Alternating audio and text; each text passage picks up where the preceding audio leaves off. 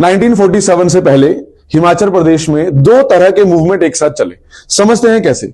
कुछ रीजन हिमाचल के, जैसे ये कांगड़ा, हमीरपुर, ऊना, लाहौल स्पीति, कुल्लू, ये वो रीजन्स हैं जो ब्रिटिश इंडिया के अंडर थे डायरेक्टली। मींस जो ब्रिटिश हुकूमत, जो अंग्रेजी शासन था, जो भारत में अंग्रेजों की सरकार थी, इनके अंडर ये रीजन्स डायरेक्टली आते थे।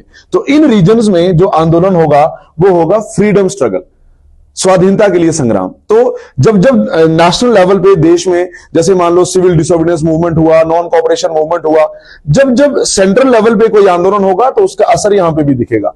ऑन द कॉन्ट्रेरी, जो बाकी रीजन्स थे हिमाचल के, जैसे चंबा हो गया, ये चंबा के राजा के अंडर था, एक प्रिंसली स्टेट थी।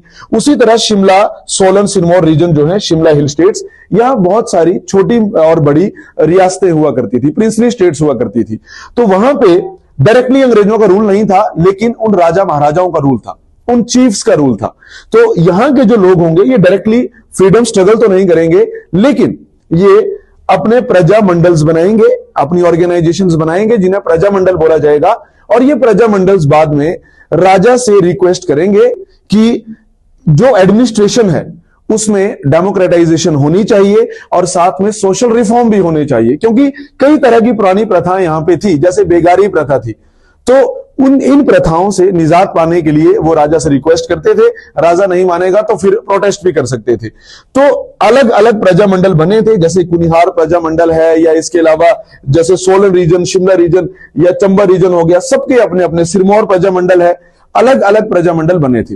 तो इन सब प्रजा मंडल्स की एक्टिविटीज को कोऑर्डिनेट करने के लिए एक सेंट्रल बॉडी चाहिए थी, और ये सेंट्रल बॉडी बनती है हिमालयन रियासती प्रजा मंडल, दैट इज HRPM, जिसके चेयरमैन या प्रेसिडेंट जो सबसे पहले बने वो थे श्री पद्मदेव जी, और इसके सेक्रेटरी बने श्री भागमल सोठा जी। इसके अलावा दिसंबर 1939 में इस HRPM का गठन हुआ, और ये वो समय था जब वर्ल्ड वॉर सेकंड चल रहा था। और वर्ल्ड वॉर सेकंड में यहाँ के जो राजा महाराजा थे, ये मैन और मटेरियल से अंग्रेजों का साथ दे रहे थे।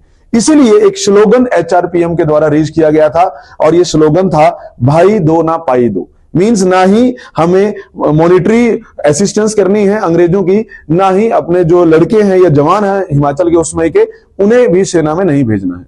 So it was all about HRPM।